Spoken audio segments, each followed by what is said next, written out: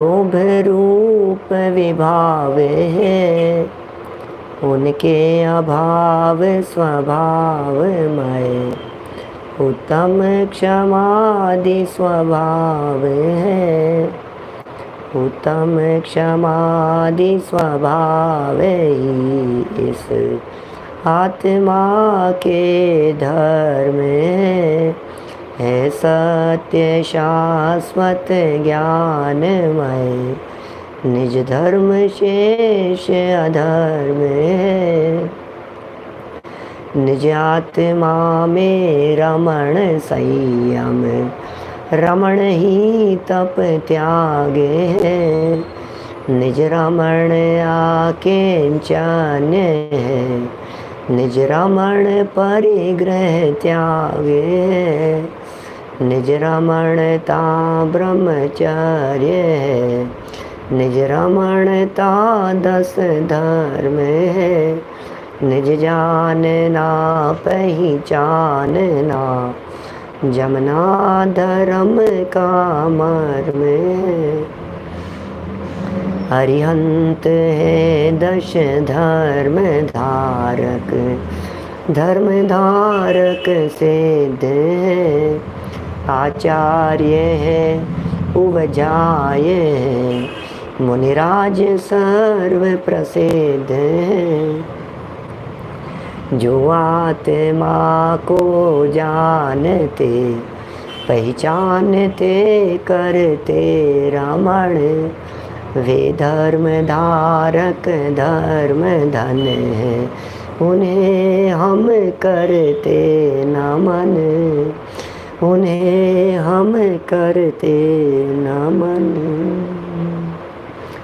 10 लक्षण महापर्व का यह परम मांगलिक प्रसंग है। इस महान प्रसंग के अवसर पर हम रोजाना एक एक धर्म की आराधना कर रहे हैं, लेकिन वास्तव में आराधना धर्म की नहीं आत्मा की करनी है। क्योंकि एक एक धर्म की आराधना करने से धर्म प्रकट नहीं होते, और एक आत्मा की आराधना करने से 10 धर्म अपने आप प्रकट हो जाते हैं। इतने सालों से 10 लक्षण धर्म की आराधना कर रहे हैं, फिर भी आखिर ये 10 लक्षण धर्म क्यों नहीं प्रकट हुए? क्योंकि हमने क्षमा की आराधना तो की, लेकिन क्षमा स्वभावी आत्मा की आराधना नहीं की। हमने मार्दव की आराधना तो की, लेकिन मार्दव स्वभावी आत्मा की आराधना नहीं की। इसी तरह से आर्जव, शौच, सत्य, संयम, तप और आज त्याग धर्म की आराधना कर रहे हैं। माने भाई भेद रूप श्रद्धान से ये धर्म प्रकट नहीं होते, अभेद आत्मा के श्रद्धान से ये 10 धर्म स्वयमेव अपने आप प्रकट हो जाते हैं। बगड़ा जी साहब नैरोबी से बोलो, आत्मा की आराधना करो तो अपने आप प्रकट हो जाएंगे ये सब धर्म। तो यहाँ जो हम आज चर्चा करने वाले हैं, ये त्याग की करें कि आत्मा की करें? बोलो क्या करना है? अब आप कहेंगे साहब फिर तो आत्मा की करो, जिससे 10 धर्म प्रकट हो हमारी परिणति में। लेकिन समस्या ये है कि आत्मा आत्मा कहते रहने से काम नहीं चलेगा। उसे समझने के लिए, आत्मा के स्वरूप को समझने के लिए भेद करके समझा और समझाया जाता है। इसलिए हम जो यहाँ 10 लक्षण धर्मों की आराधना 10 दिनों में कर रहे हैं, ये भेद रूप आराधना है अभेद वस्तु को समझने के लिए। समझना तो अभेद आत्मा को है, समझना तो अपने स्वरूप को है, लेकिन समझने की विधि क्या है? बोले जैसे हमने ये समझा कि आत्मा में ज्ञान है, जैसे हमने समझा आत्मा में दर्शन है, चारित्र है, सुख है, वीर्य है, शक्तियाँ हैं, जीवत्व है, चिति है, दृष्टि है, जैसे हमने ये सब बातें समझी है, इसी तरह से आत्मा में एक त्याग नाम का धर्म है। क्या साहब क्या बात कर रहे हो आप? त्याग नाम का धर्म है, एक शक्ति है कि साहब हमने तो सुना है कि त्याग नहीं कर सके ऐसी शक्ति है, और आप कह रहे हो त्याग नाम की शक्ति है। क्या कि हाँ, एक त्याग नाम की शक्ति है। वो त्याग शक्ति क्या काम करती है? जगत के किसी भी पदार्थ को ग्रहण न करने की योग्यता ये त्याग शक्ति का काम है। आज तक अनादिकाल से किसी पर द्रव्य को इसने ग्रहण किया ही नहीं, ग्रहण कर सकता ही नहीं। ये मेरा सौंदर्य है, ये मेरी सुंदरता है। इसे चैतन्य की सुंदरता कहते हैं, इसे आत्मा की सुंदरता कहते हैं, इसे वस्तु की सुंदरता कहते हैं। और यदि आपको त्यागोपादान की बात जाननी है तब तो कई बार शक्तियाँ आपने पढ़ी सुनी है। आत्मा में एक ऐसी भी शक्ति है जिस शक्ति के कारण न तो पर वस्तु का ग्रहण होता है न पर वस्तु का त्याग होता है। ऐसी 16 नंबर की शक्ति त्यागोपादान शून्यत्व नाम की शक्ति है। इसका मतलब यह हुआ कि आज त्याग धर्म के माध्यम से हम आत्मा के त्यागोपादान शून्यत्व स्वरूप को देखेंगे। आज हम इस त्याग धर्म के माध्यम से आत्मा की एक त्याग शक्ति को देखने का प्रयत्न करेंगे। मुझ में शक्ति है त्याग नाम की, ये त्याग से ही घबराता है, या तो त्याग से डरता है या फिर त्याग कर कर के अपने आप को धर्मात्मा समझता है। दोनों ही तरफ उल्टा मामला चल रहा है। या तो सोचता है मेरे से त्याग नहीं हो सकता, मेरे से नहीं हो सकता त्याग है, मेरे बस की बात नहीं है भाई साहब। ये त्याग व्याग की बातें मत करो पंडित जी, अपने तो तत्व की बात करो, वो ठीक है। ज़्यादा छोड़ने की आप बातें करते हो, फिर हमसे कुछ छूटता तो है नहीं, फिर और मुसीबत में और पड़ जाते हैं हम। तो या तो त्याग से डरता है, त्याग करने के लिए मना करता है, और या फिर ये कहता है मैंने इतना त्याग किया, मैंने इतना त्याग किया, मैंने ये छोड़ दिया, मैंने ये छोड़ दिया, मैंने इतनी चीज़ों का त्याग कर दिया। ये दोनों ही भूल में हैं। यदि व्यवहार दृष्टि से बात की जावे तो यथा योग्य रीति से पर पदार्थों को पर जानकर उनका त्याग किया जाता है। और किया जाता है कहें, इसकी जगह कुंदाचार्य देव कहते हैं कि त्याग होता है। समय सार की 34वीं गाथा, पच्चाखाणम नाणम 34 नंबर गाथा, 35 नंबर गाथा समय सार की, 35 नंबर 34वीं गाथा में सिद्धांत बतलाया, 34 में सिद्धांत बतलाया, और 35 नंबर गाथा की आत्मख्याति में एग्जाम्पल दिया।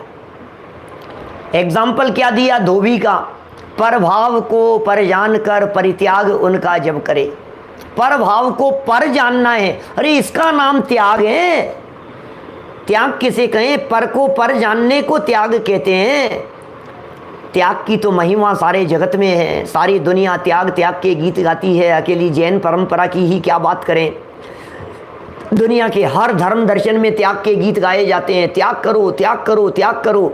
अकेला त्याग अपने यहीं थोड़ी न है, हिंदू मुसलमान जैन अजैन सारे धर्म दर्शन वाले, पारसी कन्फ्यूशियस, सब हर व्यक्ति कुछ न कुछ त्याग की बात करता है, त्याग की महिमा गाता है। सब कहते हैं त्याग करो, त्याग करो।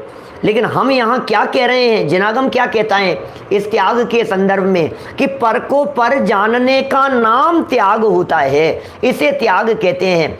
क्या छोड़ना है ये समझे बिना आप जो कुछ छोड़ने का प्रयत्न करेंगे सब त्याग के नाम पर धोखा है। कैसे त्याग करते हैं, त्याग करने की विधि क्या है, त्याग करने की पद्धति क्या है, त्याग करने की प्रक्रिया क्या है। समय सार की 72 नंबर गाथा, 72 नंबर गाथा उठा करके देखिए। क्या मैंने तो 1 वर्ष जाना शिविर में ली थी आप लोगों के लिए, अमेरिका वालों के लिए। माने त्याग किसका करें, कैसे करें, जान करके, जान के त्याग किया जाता है। इन आश्रमों की अशुचिता विपरीतता को जानकर इनका त्याग होता है। इन्हें अशुचि जानो, इन्हें बुरा जानो, इन्हें खोटा जानो, जानने में त्याग होता है। पच्चाखाणम नाणम, कुंदाचार्य देव त्याग की परिभाषा ये बना रहे हैं कि ज्ञान में त्याग होता है। ज्ञान के अतिरिक्त दुनिया में कहीं त्याग करके बताओ, हमारे को बताओ तो सही, आप त्याग करके कैसे करते हैं। आपने कभी किसी चीज़ का त्याग किया है भाई साहब? अतुल भाई, किसी चीज़ का त्याग किया है? अरे किसी का क्या, बहुत चीज़ों के त्याग किए। जैसे आलू छोड़ दिए, जमीकंद छोड़ दिए, सब कुछ नहीं खाते हैं, अभक्ष्य भक्षण का त्याग कर दिया, सब किया है ना आपने। तो कैसे क्या किया त्याग करने में, क्या किया? चिराग भाई त्याग करने में क्या किया? मुझे मालूम है आप भी नहीं खाते आलू, तो अब नहीं खाते तो त्याग किया कैसे? आलू का त्याग किस तरह से किया? क्या पालविया जी, आप तो वीगन है ना, दूध का त्याग है आपके। क्या कैसे किया त्याग आपने, कैसे किया? हे आलू, ऐसे ऐसे हाथ में उठाओ, आलू को हाथ में उठाओ। हे आलू, मैं आज के बाद तेरा त्याग करता हूं। ऐसे ऐसे ऐसे त्याग होता है। त्याग कैसे करते हैं? त्याग किस तरह से किया जाता है? हे आलू, मैं तुझे छोड़ता हूं, ऐसे सिंगई जी, इस तरह से त्याग होता है। आज तक किस किस चीज का त्याग किया है आपने इस तरह से? नहीं, तो फिर क्या किया कि बस हमने अपने दिलो दिमाग में इस बात को ठान लिया कि आज के बाद हम इसका सेवन नहीं करेंगे, हो गया त्याग। और क्या होता है त्याग? कहाँ किया है ये त्याग? यही तो हुआ है ना, माइंड में ही तो हुआ है, दिमाग में ही तो किया है सब कुछ अपने ज्ञान में ही तो हो रहा है। सारी त्याग की प्रक्रिया ज्ञान में संपन्न हो रही है और हम दुनिया के पदार्थों को छोड़ने में लगे हैं। हमने इसको छोड़ दिया, हमने इसको छोड़ दिया, हमने इसका त्याग कर दिया, हमने इसका त्याग कर दिया। अरे भाई साहब, बहुत बड़ी गलतफहमी में है। दुनिया की चीज तो छूटी हुई है। आलू आपके थे कहाँ जिनको छोड़ोगे? क्या? अच्छा, मुझे आलू का त्याग करना है तो पहले बाजार से आलू लाने पड़ेंगे। अरे मेरे पास तो घर में है ही नहीं, मैं कैसे त्याग करूं? क्या करें? जमीकंद का त्याग करने के लिए पहले सारे जमीकंद को घर में लाओ, फिर एक एक को उठा करके उसको धरो कि अब मैं इसका त्याग कर रहा हूं, अब मैं इसका त्याग कर रहा हूं। ऐसे त्याग होता है क्या? सिर्फ ये जान लिया ये सेवन करने योग्य नहीं है, सिर्फ ये जान लिया ये खाने योग्य नहीं है, सिर्फ दिमाग में ऐसा समझ लिया कि आज के बाद मैं इसका सेवन नहीं करूंगा और दृढ़ रहूंगा, बस इस मजबूती का नाम त्याग होता है। त्याग तो किया, परिणाम उत्तर बढ़ते रहने चाहिए, ऐसा टोडरमल जी साहब का आदेश है। पेज नंबर 239 पर मोक्ष मार्ग प्रकाशक में त्याग करने के बारे में कहते हैं, प्रतिज्ञा लेने का विधान बतलाते हैं। 239 नंबर पेज पर पूरा पैराग्राफ दिया, कैसे प्रतिज्ञा लेवें, कैसे त्याग करें, कैसे नियम लेवें। परिणाम उत्तर बढ़ते हुए होने चाहिए, वर्तमान परिणामों के भरोसे ही छोड़ करके मत बैठ जाना। किस तरह से नियम लिए जाते हैं, यहाँ तो त्याग का प्रसंग है। हम तो समझते ही नहीं है त्याग को। सारी दुनिया त्याग के नाम पर दान देने और दान इकट्ठा करने पर लगी हुई है।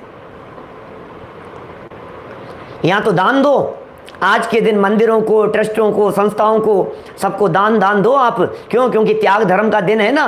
त्याग और दान, इनमें कितने अंतर हैं, मैं आज बहुत चर्चा नहीं करूंगा उसके संदर्भ में। मुझे मालूम है प्रतिवर्ष सुनते हैं आप लोग, मैं भी सुनाता हूं हर साल। मुझे भी सुनाते सुनाते अपनी पौन जिंदगी तो निकल गई, सुनाते सुनाते हर साल वही दान त्याग में अंतर बताता हूं। और सारे पुराने प्रवचनों के अंदर रिकॉर्डिंग भी है, वो सब दादा के प्रवचनों में, दादा की पुस्तक में, सब जगह पर धर्म के 10 लक्षण में वही चर्चाएं हैं। यदि विकल्प आएगा तो 2-4 मिनट कर लूँगा उनके अंतर की चर्चा तो इतनी कर सकता हूँ कि पौन घंटा 1 घंटा अंतर ही अंतर बतलाता रहूँ दान और त्याग में। लेकिन असली त्याग क्या है? मैं कहाँ करूँ त्याग, मैं कैसे करूँ त्याग? कुंदाचार्य देव कह रहे हैं कि तू पर को पर जान तो त्याग होगा। पर को पर जानना मात्र है। समस्या ये है, आज तक अनादिकाल से पर पदार्थों को अपना माना है, सिर्फ यही काम हुआ है, पर अपना हुआ नहीं। और हमने पर को अपना बनाने की चेष्टाएं बहुत की।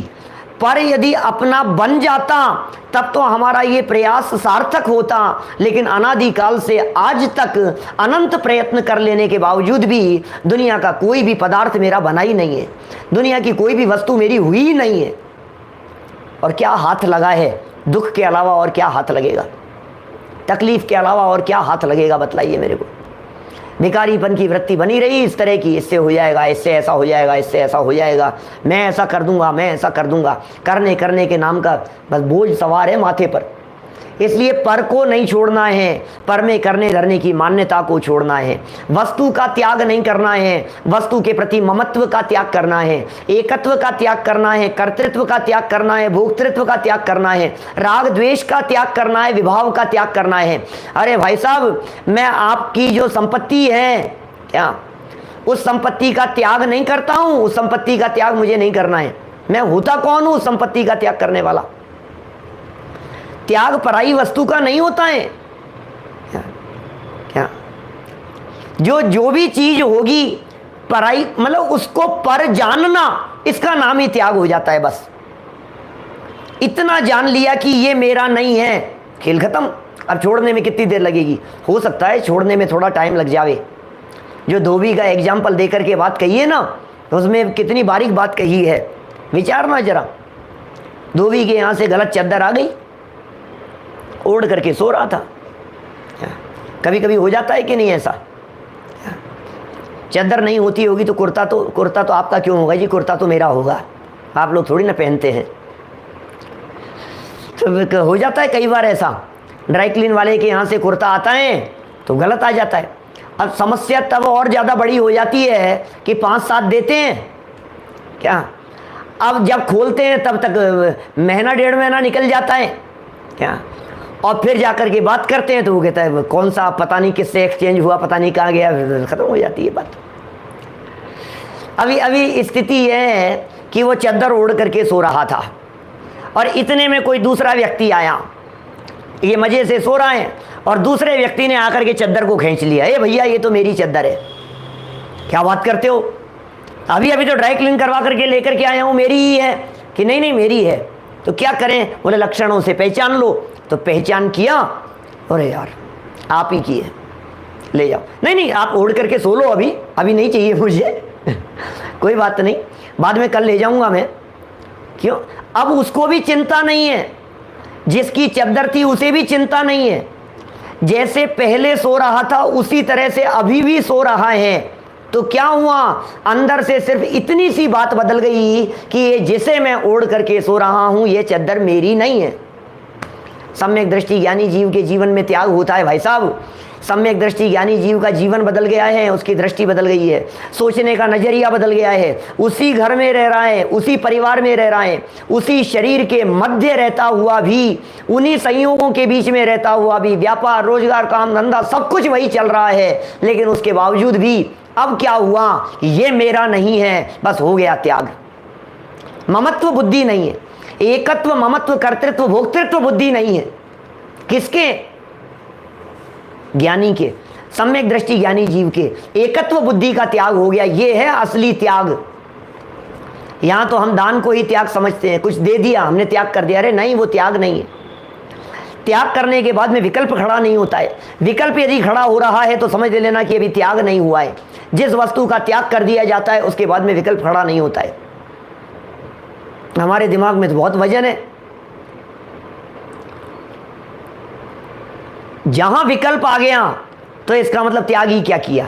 जैसे मान लीजिए हमने आहार का त्याग किया, भोजन नहीं किया, उपवास वगैरह के दिन चल रहे हैं, सीजन चल रहा है अभी तो उपवास का सीजन टाइम है। तो हमने भोजन का त्याग किया। तो भोजन में किसका त्याग किया आपने?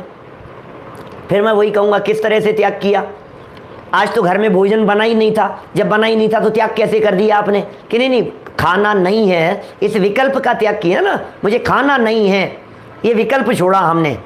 अब छोड़ने के बाद भी यदि हमारे दिलो दिमाग में वही विकल्प चल रहा है, जिग्नेश भाई, यदि वही विकल्प हमारे दिलो दिमाग में चल रहा है तो फिर भोजन तो हो गया। आत्मा जड़ भोजन को तो करता पहले भी नहीं था, सिर्फ भोजन करने का विकल्प ही करता था। और अभी भी क्या किया? विकल्प तो कर लिया, तो भोजन तो हो गया। तो छोड़ना तो विकल्प है ना, सारा खेल विकल्पों का है। एक राजा के सर में बाल नहीं थे, गंजा था, 60 साल की उम्र थी, 30-35 साल का होता तो सर में बाल कोई उपचार हो जाता। लेकिन उसको तो पता नहीं क्या सूझी कि मैं तो आईने के सामने खड़ा होता हूँ, मिरर के सामने देखता हूँ, मुझे अपनी शक्ल अच्छी नहीं लगती है। नगर में जितने वैद्य थे, जितने डॉक्टर थे, जितने हकीम थे, जितने होम्योपैथिक वाले थे, एलोपैथिक वाले थे, आयुर्वेद थे, सबको बुला लिया। मैं कुछ नहीं जानता हूँ, 7 दिन के अंदर अंदर मेरे सर में बाल उगने चाहिए, ऐसी दवाई चाहिए। बोलो क्या करें? बहुत कोशिश की, माथा खराब हो गया। तो 60 साल का बूढ़ा आदमी, क्या 60 वाले बूढ़े मत समझना अपने आप को, मैं तो कह रहा हूँ 80 के बूढ़े समझ लो, क्योंकि अभी तो 60 वाले लोग सामने दिखते हैं, हमें टेंशन हो जाती है कि पंडित जी हमारे को बूढ़ा कह रहे हैं। भैया मैं बूढ़ा नहीं कह रहा हूँ, गवर्नमेंट बूढ़ा कह रही है यदि वो आपको रिटायर्ड कर रही है तो, है ना। अब उसको तो बहुत टेंशन, और उसको क्या टेंशन, 7 दिन का अल्टीमेटम दे दिया संजय जी। अब 7 दिन की घोषणा कर दी कि भाई साहब मैं कुछ नहीं जानता हूँ, आपको ये कुछ ना कुछ करना है कि साहब बहुत मुश्किल है, मैं कुछ नहीं जानता, तुम लोग इतने लोग हो सबके सब बेकाम के बैठे हुए हो, कोई काम नहीं करते हो, 7 दिन का समय कुछ भी करो आप। अब सबके सब बहुत कोशिश क्या कर ली, कुछ था ही नहीं उपचार क्या होता है, कोई उपाय नहीं हो सकता है। अभी तो राजाओं के ज़माने की बात कर रहा हूँ, आज का समय होता तो हेयर ट्रांसप्लांट करवा लेते कि महाराजा आओ आप तो बैठो, आपका ऑपरेशन कर देते हैं हम, और लगा देते हैं, बिग लगा देते हैं, ये कर देते हैं, कोई भी दुनिया भर की झंझट है। वो तो ज़माना बहुत पुराना था, उस समय तो ऐसी कोई टेक्नोलॉजी थी नहीं। बीरबल के ज़माने की बात कर रहा हूँ। समस्याएं दिख रही थी, 6 दिन निकल गए, हर व्यक्ति उदास दिखाई दे रहा है, और ये कह दिया यदि 7 दिन के अंदर अंदर नहीं होगा, एक भी नहीं बचेगा, सबके सबको मैं फांसी पे चढ़ा दूंगा एक ही दिन, ये मेरा आदेश है। और सब जानते थे कि राजा थोड़ा सा सनकी है, सनकी मतलब समझ गए ना, थोड़ा सा टॉप फ्लोर खाली है उसकी, ऐसा। तो अब क्या करें, तो सब 1 दिन 2 दिन 3 दिन 6 दिन निकल गए, सब टेंशन में। 7वां दिन सुबह, अब राजा बुलाने वाला है, पता नहीं कब आदेश आ जाए, घबराहट, सब लोग बैठे हुए हैं, मीटिंगें चल रही है आपस में, ये तो बहुत बड़ी मुसीबत में फंस गए, नगर छोड़ करके भाग जाएं, क्या करें, अब तो मौत दिखाई दे रही है। सारे लोग बाहर जैसे चौपाल लगा करके बैठ जाते हैं ना, ऐसे बाहर बरामदे में बैठे हुए हैं। अब समस्या ही नहीं दिख रही, समाधान ही नहीं दिख रहा कुछ भी, सबके चेहरे लटके हुए उदास। नीतीश जी किसको बुलाएं, बीरबल को बुला लेते हैं, बीरबल के अलावा और कौन आएगा ऐसी समस्या के से निपटारे के लिए। तो बीरबल आए, उधर से निकल रहे थे, और उन्होंने एकदम पूछा कि क्या बात है, कौन से वैद्य जी की डेथ हो गई है, क्या मतलब कि नहीं आप लोग सब डॉक्टर लोग सब लोग बैठे हुए, कौन से डॉक्टर, बड़े डॉक्टर का स्वर्गवास हो गया, आप सबके चेहरे इतने उदास दिखाई दे रहे हैं, हो क्या गया। बोले डॉक्टर एक नहीं मरा है, सारे डॉक्टर मरने वाले हैं। क्या ये कहाँ मरने वाले हैं, कैसे मरने वाले हैं, ऐसा कैसे हो सकता है, क्या हो गया तुम लोगों को। बोले राजा साहब ने इस तरह का आदेश दिया है, कोई दवाई की बात कही। अरे यार क्या तुम भी क्या बात करते हो, इतनी सी दवाई लाओ, कोई दवाई की शीशी लेकर के आओ, मैं कुछ करता हूँ, कोई उपाय करता हूँ। और दवाई की खाली शीशी फटाफट दौड़ करके लाए गए और उनको दिया बीरबल को, और दवाई की शीशी थी, उस दवाई की शीशी को खोला, खोलने के बाद में उसमें से सारी दवाई को निकाल करके ज़मीन पर पटक दिया उसने। पास में नल था, नल में से उस शीशी को भरा, ढक्कन बंद किया, और ढक्कन बंद करके ला करके दे दिया, लो तुम्हारी दवाई तैयार हो गई। अरे बीरबल क्या करते हो आप, आजकल कुछ मंत्र तंत्र भी करने लग गए हो क्या, ये क्या है। बोले ये बात बाद में करना, पहले महाराजा को ले जा करके सब मिल करके चले जाओ, और महाराजा को ले जा करके दे दो, उन्हें कह दो कि हमने बहुत मेहनत करके ये तैयार की है, आप इसे लगाएंगे, 7 दिन के अंदर अंदर आपके सर में बाल आ जाएंगे, दवाई तो तैयार हो गई है, और हम सब वादा करते हैं कि ऐसा काम हो जाएगा, अदरवाइज आप हमारे को फांसी पे चढ़ा देना, कोई बात नहीं, अब हमने मेहनत तो की है, 7 दिन के अंदर इतना टाइम तो लग गया, लेकिन थोड़ा सा परहेज ध्यान रखना। बोले परहेज क्या है, कि इतना सा ध्यान रखना कि आपको लगाते समय ये टूटी चप्पल और सड़े टमाटर याद नहीं आने चाहिए। क्या कहा, चप्पल टूटी हुई और सड़े हुए टमाटर ये याद नहीं आने चाहिए आपको। ठीक है, ले जा करके राजा को दे दिया, राजा बहुत खुश हुआ, और कहा कि क्या करना है। बोले महाराज 3 दिन में 3 बार लगाना है, लेकिन एक बात ध्यान रखनी है, जब भी आप इसको लगाएंगे उस समय लगाते समय आपको टूटी चप्पल और सड़े टमाटर याद नहीं आने चाहिए। बस आप इसको दिन में 3 बार लगाइए, 7 दिन के अंदर आपके बाल आना शुरू हो जाएंगे, बाल आ जाएंगे आपके। राजा ने कहा ओके, मज़ा आ गया, सबको खूब शुभकामनाएं दी, और कहा क्यों याद आएगी मेरे को, मैंने अपनी लाइफ में कभी टूटी चप्पल नहीं पहनी, महाराजा हूँ यहाँ का, क्या बात करते हो आप, मैंने कभी सड़े टमाटर खाए नहीं है, मुझे काहे को याद आने लगे सड़े टमाटर, मुझे कुछ याद बात नहीं। ठीक है ओके, हो जाएगा, मैं पक्का हो जाएगा, तुम्हें सबको छोड़ दिया और मुंह मांगा इनाम तुम्हारे को देंगे। ठीक है, कब से शुरू करनी है महाराज? जब चाहो आप कल से शुरू कर लेना, कोई बात नहीं। सुबह उठते ही पहले राजा उस बोतल को लेकर के गए, आईने के सामने जाकर के खड़े हुए और बोले क्या करना है इसको? 3 बार लगाने के लिए कही थी, लेकिन टूटी चप्पल सड़े और यार ये तो याद आ गई मुझे, ओहो उठा करके रख दो इसे, दिन में लगाएंगे अपन, क्या करना है। बोले दिन में लगाएंगे।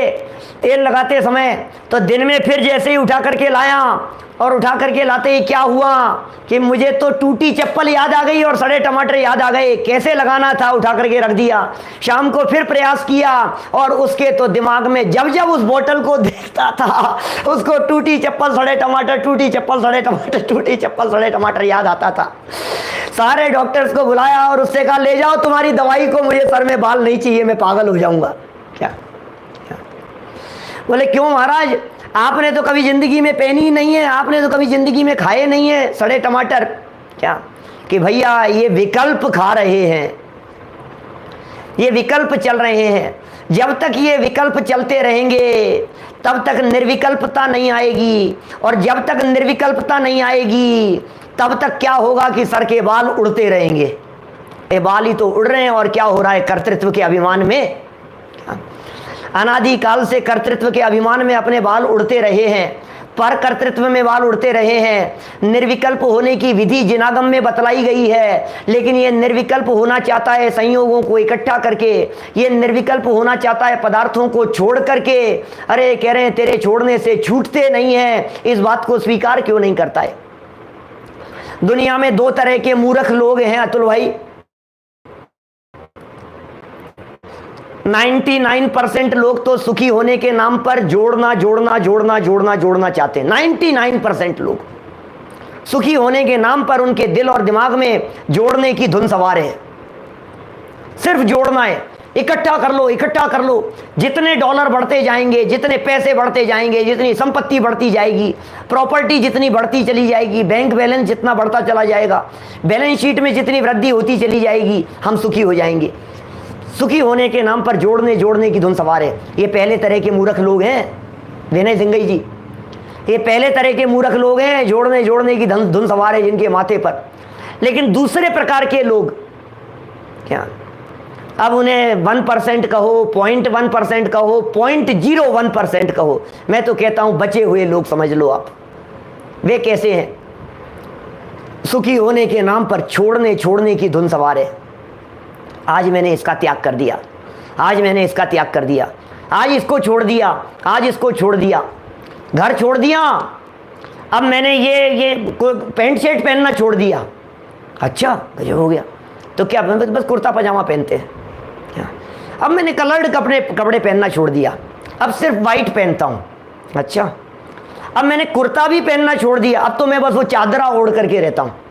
अब मैंने ये भी छोड़ दिया, रात को छोड़ दिया, खाना छोड़ दिया, फिर रात को पानी छोड़ दिया, फिर ये तो छोड़ा ही था, उसके पौन घंटे पहले सब छोड़ दिया। अरे भाई छोड़ छोड़ करके सुखी होना चाहता है। जिनागम ये कह रहा है पहले ये नक्की तो कर कि तू क्या छोड़ सकता है और क्या नहीं छोड़ सकता है, क्या छोड़ने योग्य है और क्या ग्रहण करने योग्य है। इसे समझे बिना उत्तम त्याग धर्म मनाना सार्थक नहीं हो पाएगा प्रमोद जी भाई साहब। उत्तम त्याग धर्म मनाने के लिए हमें यह समझना पड़ेगा कि मैं किसे छोड़ूं और किसे ग्रहण करूं। 7 तत्व पढ़े हैं, सब जानते हैं 7 तत्व। क्या हाँ साहब 7 तत्व तो पढ़े हैं। अच्छा कौन कौन से हैं? जीव, अजीव, आश्रव, बंध, संवर, निर्जरा, मोक्ष, ये 7 तत्व हैं। जानते हो इन 7 तत्वों के बारे में? क्या खूब जानते हैं, आपको तो प्रवचन कर दे मैं पूरा 7 तत्वों के बारे में, आप क्या बात कर रहे हो? 7 तत्व की कौन से ग्रंथ की परिभाषा बतलाएं आप बताओ? सारी परिभाषाएं याद है कि अच्छा इनके बारे में कोई भूल, अरे भूल भी सारी याद है हमारे को। कहो तो छेड़ाला से भूल बतला दें, कहो तो मोक्ष मार्ग प्रकाशक के 4थे अध्याय से 7 तत्व की भूल बतला दें, कहो तो 7वें अध्याय से भूल बतला दें। अरे खूब भूल है, इतनी भूलें ऐसी रटी पड़ी है। क्या अपना अंश पर में नहीं मिलाना, पर का अंश अपने में नहीं मिलाना, और ऐसा ऐसा सारा फटाफट। तन उपजत अपनी उपज जान, तन नशत आपको नाश मन। 7 तत्वों के बारे में सब बातें बराबर हमारे दिलो दिमाग में सेट है, बिल्कुल नक्की। अच्छा हे गे उपादेय जानते हो? हे गे उपादेय जानते हैं ना? क्यों नहीं जानते? हे मतलब क्या होता है? हे माने छोड़ने योग्य, ज्ञेय माने क्या होता है, जानने योग्य, और उपादेय माने ग्रहण करने योग्य। उपादेय माने जो ग्रहण करने योग्य है वो उपादेय है, जो छोड़ने योग्य है वो हेय है, ठीक है। और जो छोड़ने योग्य और ग्रहण करने योग्य नहीं है, सिर्फ जानने योग्य है, वो ज्ञेय है, बराबर। अब 7 तत्वों में नक्की करूं क्या हेय है, क्या ज्ञेय है, क्या उपादेय है। बताओ भाई पौरांग भाई, क्या करें? इन 7 तत्वों में से हेय क्या है, उपादेय क्या है, उपादेय क्या है, ज्ञेय क्या है, जानने योग्य क्या है। मोक्ष क्या चीज है, मोक्ष क्या है? हम कहेंगे साहब उपादेय है। मोक्ष तो उपादेय है, पक्का कि हाँ मोक्ष उपादेय है। भाई जानने योग्य तो सभी थे, क्योंकि जान करके ही तो उनको छोड़ेंगे, ग्रहण करेंगे, सब कुछ ऐसा होगा ना। तो मोक्ष तत्व तो उपादेय है, बराबर। अच्छा, संवर और निर्जरा के क्या हालचाल है?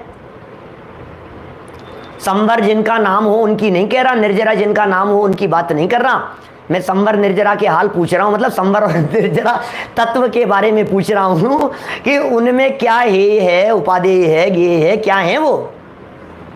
सुरेश जी साहब, क्या करना है? संवर निर्जरा चाहिए कि नहीं चाहिए आपको?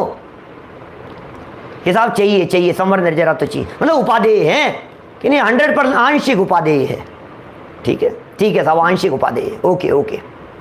आंशिक उपादेय हो गया संवर और निर्जरा। आश्रव और बंध के क्या हाल है? तो जिनवाणी ये कहती है आश्रव और बंध हेय है, आश्रव और बंध छोड़ने योग्य है। अच्छा, और अजीव तत्व क्या है? अजीव जानने योग्य, ज्ञेय है। नितेश जी सही जवाब, जानने योग्य है, ज्ञेय मात्र है, अजीव तत्व। और जीव तत्व कैसा है? बोले आश्रय करने योग्य है, परम उपादेय है। अब ये तो याद हो गई ना, पक्की कर लेना इस बात को दिमाग में अपने, एक बार थोड़ी देर के लिए सेट कर लेना। जीव तत्व श्रद्धेय है, ज्ञेय भी है, उपादेय भी है, आश्रय करने योग्य है, अपनापन करने योग्य है जीव तत्व। अजीव जानने योग्य है, आश्रव और बंध छोड़ने योग्य है, संवर निर्जरा आंशिक उपादेय है और मोक्ष पूर्ण उपादेय है प्रकट करने की अपेक्षा से। छोड़ने योग्य क्या था? छोड़ने योग्य क्या? आश्रव और बंध। अब मैं ये कह रहा हूं, यदि ये 7 तत्व ढंग से पढ़े होते तो आज त्याग धर्म के दिन गड़बड़ नहीं होती। अब आलू का नक्की करो पहले। अपने आलू की काफ़ी चर्चा चल रही है, मैं कोई छोड़ने वोड़ने की बात नहीं कर रहा अभी आप लोगों से। आप लोगों ने तो छोड़े ही होंगे, इतना तो मैं मान के ही चलता हूँ। लेकिन मुझे तो सिर्फ ये बतला दो, आलू कौन सा तत्व है? अरे आलू भी तत्व हो गया? पंडित जी ये गजब कर रहे हो आप। आलू कौन सा तत्व? नहीं, तत्व तो होगा कुछ ना कुछ। तत्वार्थ कहते हैं ना अपन, तो तत्व तो होना चाहिए। आलू जीव तत्व है कि अजीव तत्व है कि आश्रव तत्व है कि बंध संवर निर्जरा मोक्ष तत्व है, क्या है? तो सुनो, बहुत स्पष्ट शब्दों में कहता हूं, आलू अजीव तत्व है। क्या? टीवी क्या है? टीवी, घर में जो बड़ी स्क्रीन लगी है ना, वो टीवी क्या है? जीव है, अजीव है, आश्रव बंध संवर निर्जरा मोक्ष क्या है? तो बोले टीवी भी अजीव तत्व है, जड़ है। पुद्गल नवधर्म अधर्म काल ये सब अजीव है। पक्का हो गया? हाँ साहब बिल्कुल अजीब है, कोई बात नहीं है। तो भैया अजीब हैं, तो अब मेरा प्रश्न यह है कि आलू छोड़ने योग्य है या नहीं है? आलू छोड़ने योग्य है या नहीं है? पंडित जी देखो, बहुत खतरनाक बात कह रहा हूं, घबराना नहीं। ऑपरेशन चल रहा है, बीच में ऑपरेशन थिएटर में बीच में उठ गए तो मारे जाओगे क्या? ऑपरेशन टेबल पर ऑपरेशन के बीच में उठते नहीं है, उठ गए तो मर गए। आंखें खुली रखना, दिमाग खुला रखना। मुझे मालूम है बहुत सारे साधर्मी नए नए होंगे, लेकिन कुछ मैं महत्वपूर्ण तथ्य आपको कहना चाहता हूं। आलू अजीव तत्व है, और अजीव तत्व सिर्फ ज्ञान का विषय होता है। अजीव तत्व हेय नहीं होता, अजीव तत्व में उपादेय नहीं होता। सारी दुनिया में आज तक हम क्या करते रहे हैं, दुनिया के सारे पदार्थों के अंदर इसको ले लो और इसको छोड़ दो। लौकी खाने योग्य है और जमीकंद नहीं खाने योग्य है। जमीकंद का त्याग करो और बनाना खाओ, एप्पल खाओ, मैंगो खाओ और क्या एवोकाडो खाओ हैं। तो ये तो खाने योग्य है, ठीक है वंशु भाई, ये तो ग्रहण करने योग्य है और ये छोड़ देने योग्य है। सप्त व्यसन, नॉनवेज छोड़ देने योग्य है। नॉनवेज तो छोड़ने योग्य है ना, ये तो होगा ही साहब, कैसी बात कर रहे हो आप, नॉनवेज छोड़ने योग्य नहीं होगा क्या? और वेजिटेरियन, और वो तो लेने योग्य है। अब मैं ये पूछ रहा हूँ, ये जो नॉनवेज है, जो दिख रहा है, जो एग दिख रहा है, मान लीजिए ये जो दिख रहा है सामने आंखों से दिखाई दे रहा है, ये जीव तत्व है, अजीव है, आश्रव वन संवर नजरा मोक्ष क्या है? यदि ये अजीव तत्व है तो ये छोड़ने योग्य नहीं है। आलू छोड़ने योग्य नहीं है, सप्त व्यसन छोड़ने योग्य नहीं है, जमीकंद छोड़ने योग्य नहीं है। अरे मेरे उपदेश को उल्टा मत ग्रहण कर लेना, फिर कहता हूं क्या ये कुछ छोड़ने योग्य नहीं है। अरे महाराज क्या बात कर रहे हो, हमारे एक पंडित जी पहले आए थे और वे सब छुड़वा करके चले गए, आज आपने अच्छा बतलाया कि ये कुछ छोड़ने योग्य नहीं है क्या? बिल्कुल, क्योंकि ये अजीब तत्व है, ये ज्ञेय है। लेकिन सुन, तो फिर हम कल से खा सकते हैं ना? अरे ये किसने कही, ये कहां से आ गई बात कि हम कल से खा सकते हैं? हम तो ये कह रहे हैं कि वो ज्ञेय है, आलू तो अजीब तत्व है। अरे जड़ दिख रहा है हमारे को सामने, इसलिए अजीब तत्व कह रहा हूं। उसका स्पर्श है, उसका रस है, उसमें गंध है, उसमें वर्ण है, पौद्गलिक पिंड स्पष्ट दिखाई दे रहा है क्या? पत्नी भी हमारे लिए अजीब तत्व है। मैं नहीं लिख रहा हूं, सब सामने चैट में लिखा हुआ है, हमारे लिए अजीब तत्व है। ठीक है, कोई बात नहीं। तो फिर नहीं छोड़ें कि हाँ मत छोड़ो, तो फिर खा लेवें कि नहीं, कि यार ये अजीब मुसीबत है, छोड़ने के लिए मना करते हो, खाने के लिए मना करते हो। हम करें क्या कि सुनो, आलू अजीब तत्व है और आलू खाने का भाव जो राग भाव है वो आश्रव तत्व है।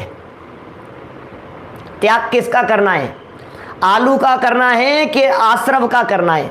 क्योंकि हेय अजीब तत्व नहीं है, आश्रव तत्व हेय है।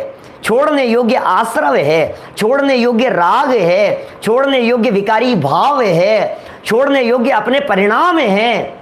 राग का त्याग करो, अपनेपन का त्याग करो, तन्मयता का त्याग करो, आसक्ति का त्याग करो, वो त्यागने योग्य है, क्योंकि वो आश्रव तत्व है, वो छोड़ने योग्य है।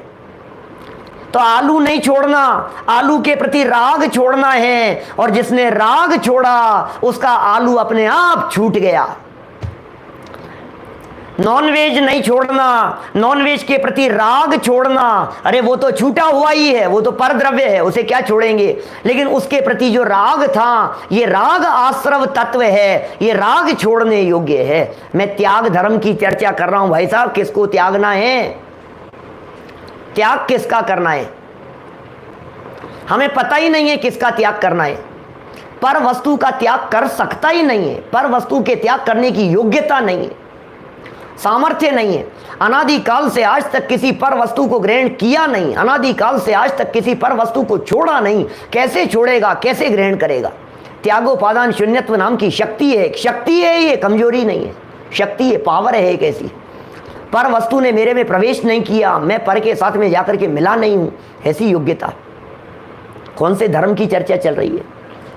त्याग ये धर्म है, ये वस्तु का स्वरूप है। जीव ने पुद्गल को ग्रहण नहीं किया, पुद्गल ने जीव को ग्रहण नहीं किया, दो द्रव्य एक दूसरे के साथ में मिले नहीं है। ये शक्ति जिसमें है उसका नाम है त्यागोपादान शून्यत्व शक्ति, और इस शक्ति की स्वीकृति जिस पर्याय में होती है तो प्रकट हो जाता है त्याग धर्म। जब ये जो पावर अपने में मौजूद है,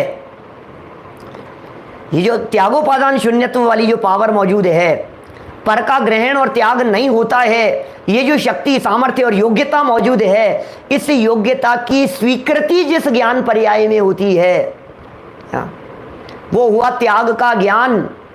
इस योग्यता का श्रद्धान जब होता है वो हुआ त्याग का श्रद्धान, और इस योग्यता की स्वीकृति पूर्वक ग्रहण और त्याग का विकल्प टूट जाता है, यह हुआ त्याग धर्म। ये चारित्र गुण की पर्याय है। पर वस्तु का त्याग ये जड़ की क्रिया है। क्या जय कुमार जी साहब, अमित बढ़ जाते हैं जी, क्या कह रहे हैं? पर वस्तु का त्याग ये जड़ की क्रिया है। पर वस्तु मुझसे भिन्न है, यह ज्ञान, ये ज्ञान गुण का काम है, ये त्याग का ज्ञान है। इसकी श्रद्धा ये त्याग का श्रद्धान है। क्या? और पर को पर जानकर मैंने पर को अपना जानना मानना आदि छोड़ दिया और पर के ग्रहण करने और पर के त्याग करने संबंधी विकल्प ही खड़ा नहीं हुआ। ये चारित्र गुण की पर्याय उत्तम त्याग धर्म है। क्या है उत्तम त्याग धर्म? बोलो। हम किसे त्याग धर्म समझ रहे थे? हमें तो ऐसा लग रहा था पंडित जी आज कुछ ना कुछ त्याग कराएंगे।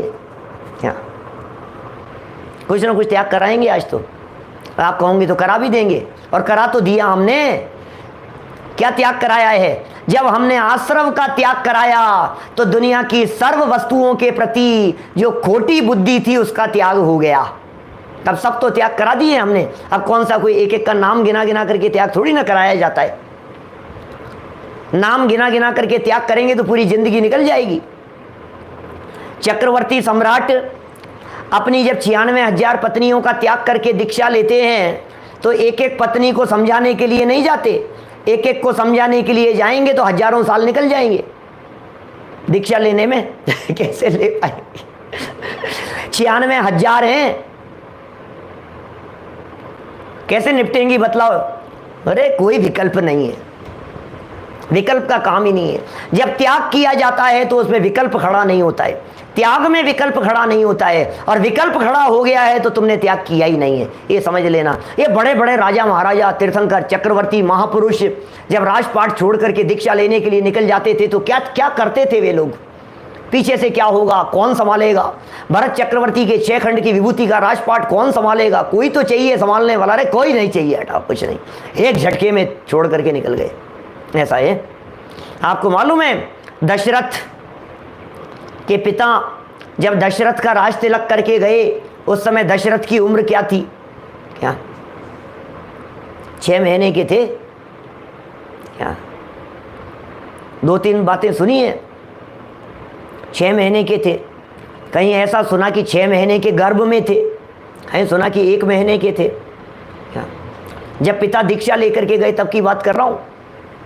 अरे ऐसे कैसे इतने से बच्चे के राज तिलक करके चले गए? कि नहीं, घटना दूसरी है, घटना अलग प्रकार की है। इनके जो दशरथ के जो बड़े भाई थे, अनंतरथ था उनका नाम।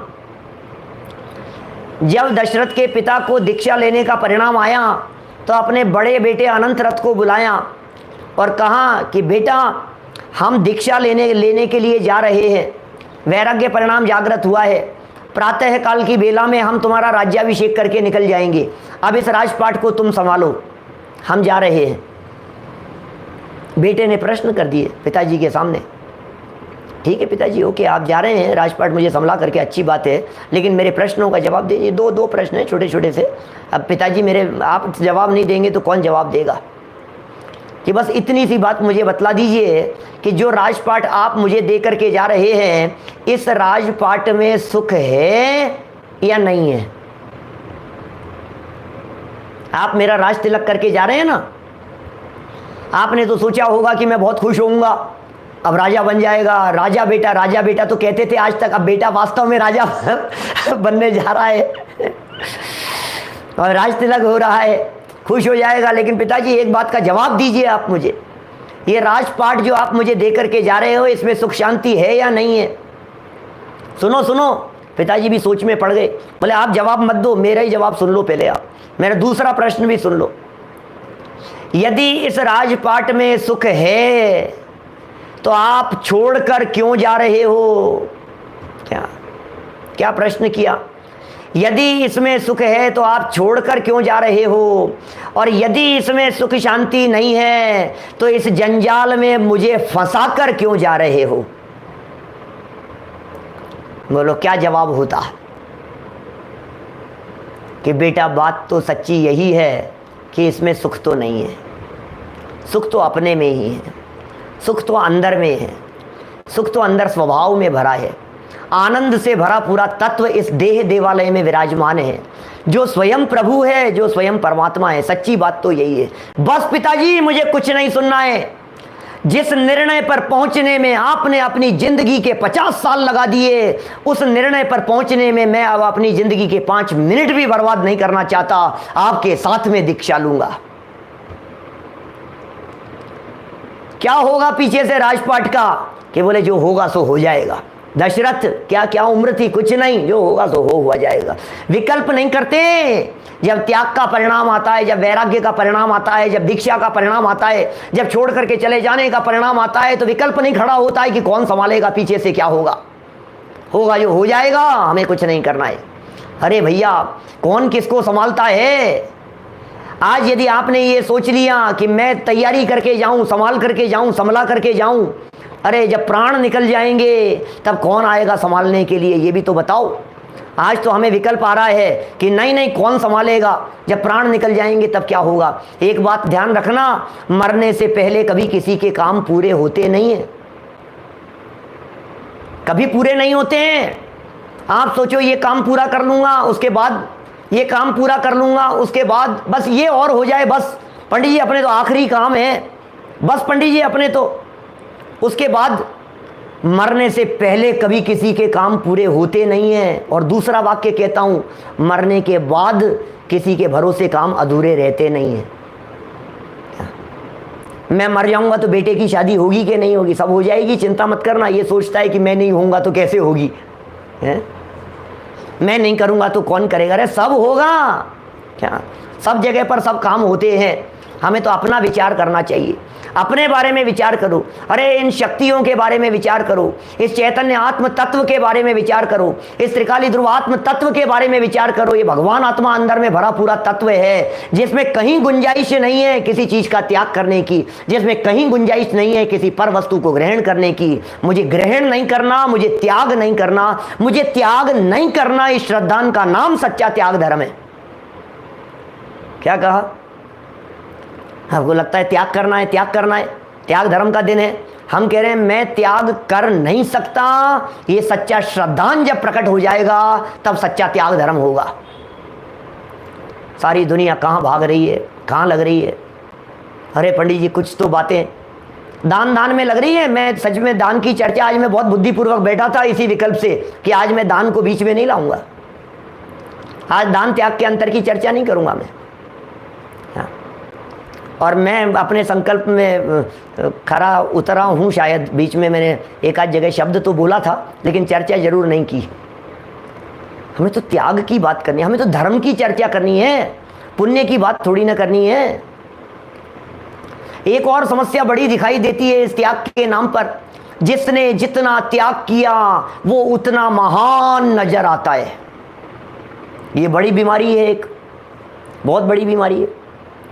इन्होंने कितना त्याग किया, इन्होंने कितना त्याग किया। 4 लोगों ने दीक्षा ली एक साथ, 4 लोगों ने एक साथ दीक्षा ली। एक व्यक्ति की खबर जो करोड़ों अरबों की संपत्ति के मालिक थे, उनकी खबर दूसरे दिन बड़े बड़े अक्षरों में न्यूज़पेपर में प्रकाशित हो जाती है कि साहब बाकी 3 ने भी, अरे इनके पास में था क्या। अरे क्या बात कर रहे हो आप, हैं? ये क्या हो गया है हमारी सोच को, ये क्या हो गया है हमारी बुद्धि को, हैं? ये बुद्धि का अजीर्ण नहीं है तो और क्या है।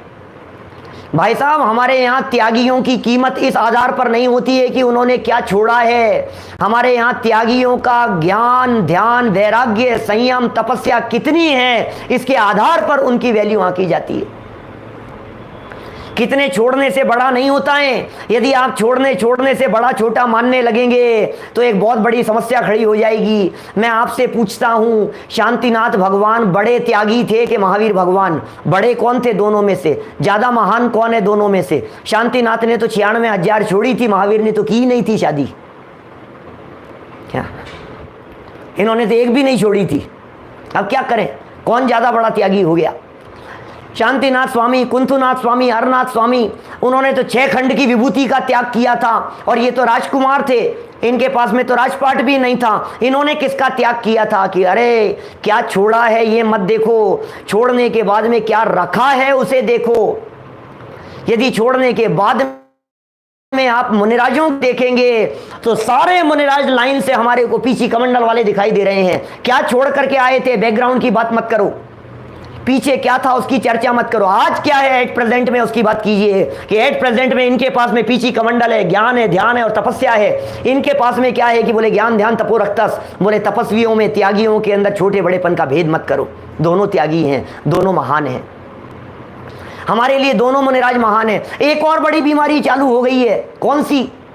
एक तरफ तो छोड़ने से महानता और दूसरी तरफ इकट्ठा करने से महानता। क्या करूं भाई साहब, समाज के तो हाल ही बेहाल है, कहां कहां तक बात करें।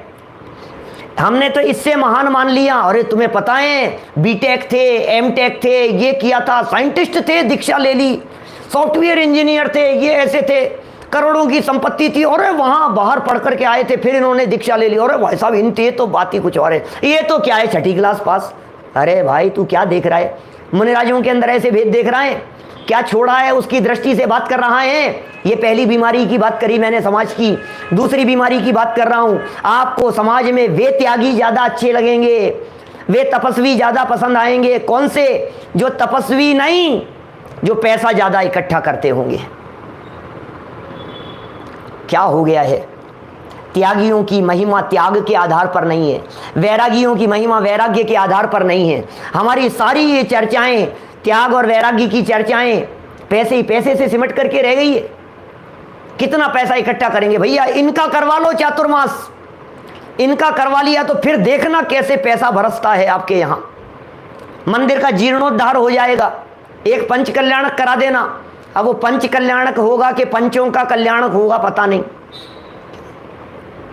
जो भी होगा, लेकिन ऐसा लगता है कि पैसा इकट्ठा करो, पैसा इकट्ठा करो। उन महाराज को बुलाओ, अरे ऐसा लच्छेदार भाषण देंगे कि लोग अपनी अंगूठियां, चैन, घड़ी सब उतार करके चले जाएंगे वहीं पर, ऐसा बरसेगा पैसा। अरे भाई ज्ञान की महिमा होनी चाहिए, त्याग की महिमा होनी चाहिए, वैराग्य की महिमा होनी चाहिए, संयम की महिमा होनी चाहिए, साधना की महिमा होनी चाहिए, आराधना की महिमा होनी चाहिए, अंतरोन्मुखी परिणामों की महिमा होनी चाहिए। ज्ञान ध्यान तपस्या से महिमा आए तब तो समझना कि सही दिशा में हमारी गाड़ी चल रही है, और यदि हमें महिमा पैसे ही पैसे के आधार पर आए तो समझ लेना गाड़ी गलत दिशा में जा रही है। न हम त्याग का सही स्वरूप समझते हैं, न हम दान का सही स्वरूप समझते हैं, न हम त्याग धर्म का सही स्वरूप समझते हैं, न हम आत्मा का सही स्वरूप समझते हैं। हिसाब पंडित जी वो महाराज ने, उन्होंने ध्यानत राय जी ने वो त्याग धर्म में 4 प्रकार के दान भी बतलाए थे, औषध शास्त्र अभयाहारा, लेकिन भाई उसमें पैसा दान तो नहीं था कहीं भी। आज तो पैसा ही सब कुछ बन करके बैठ गया है। इसलिए सिद्धांतों को समझिए, वस्तु स्वरूप को समझिए, जिनवाणी को पढ़िए, मूल आचार्यों की गाथाओं को पढ़िए, उनकी टीकाओं को पढ़िए, और अपना क्या स्वरूप है और मैं क्या कर सकता हूं ये समझने का प्रयत्न कीजिए। जब तक यह बात क्लियर नहीं होगी कि मैं कर क्या सकता हूं, तब तक करने के लिए कदम उठाना ये मूर्खता और कुछ नहीं है। कर सकते हो कि नहीं कर सकते हो, पहले ये समझने की चेष्टा करो। सबसे पहले ये काम करना। मैं कभी कभी ये पूछ लेता हूं, बोलो 1 लाख रुपए दूंगा, हवाई जहाज से कूदना है, कौन कौन तैयार है? अरे नहीं, मैं भी कहाँ रुपए की बात करने लग गया डॉलर वालों के बीच में। 1 लाख डॉलर, कोई बात नहीं, बोलो हवाई जहाज से कूदने के लिए तैयार हैं क्या? कोई तैयार नहीं, कोई भी तैयार नहीं है, कोई भी तैयार नहीं हो रहा, एक भी व्यक्ति के हाथ खड़ा नहीं हो रहा। आप लोगों को नहीं चाहिए, जिंदगी भर कमाना नहीं पड़ेगा। 1 मिलियन की बात, चलो अब तो डील फाइनल करो। अरे नहीं पंडित जी क्या बात कर रहे हो, ऊपर से कूदेंगे और फिर बचेंगे ही नहीं तो फिर क्या करेंगे उसका $1 लाख का? आपने तो कह दिया कूदने के लिए। अरे लेकिन मैंने ये कब कहा कि आप चलते हुए एरोप्लेन के अंदर ऊपर से कूदिए? मैंने तो ये कहा था कि जब वो आकर के लैंड हो जाए उसके बाद में वहां से कूद जाना। और चूक गए भाई साहब हम तो, हमें क्या पता था कि आप ये बात कह रहे हो, तो हमें क्या पता था कि आप ये समझ रहे हो। समझने की चेष्टा तो करनी पड़ेगी ना, बात क्या कही जा रही है। हर वक्त कोई भी डिसीजन लेने के पहले समझना जरूरी होता है, कुछ भी करने के पहले समझना जरूरी होता है। समस्या ये है कि समझना कोई नहीं चाहता है और करना सब चाहते हैं, इसलिए सब उठपटांग होता है। ये जैन धर्म का मार्ग समझने का मार्ग है, कुछ करने का मार्ग नहीं है। मुक्ति प्राप्त करने के लिए हमारे तीर्थंकरों ने कुछ किया नहीं है, तो क्या किया था? हाथ पे हाथ धर करके बैठे थे और भगवान बन गए थे। और क्या किया था? किया क्या था उन्होंने? यही तो काम किया था और यही काम हमारे को करना है। ये सच्चा धर्म है जो हमारे स्वभाव के अवलंबन से प्रकट होता है, जिसे उत्तम त्याग धर्म कहते हैं। आत्मा के अवलंबन से प्रकट हुई वीतराग परिणति का नाम ही उत्तम त्याग धर्म है। हम सब अपने स्वभाव के अवलंबन से ऐसे त्याग धर्म को अपनावें अपने जीवन में, और उत्तम त्याग धर्म को अपनाकर, सच्चे स्वरूप को समझकर और अपनाकर अल्प काल में सर्व वस्तुओं का त्याग हो जाने पर सिद्धालय में जाकर के विराजमान हो। इसी मंगल भावना से बात को यहीं विराम देता हूं।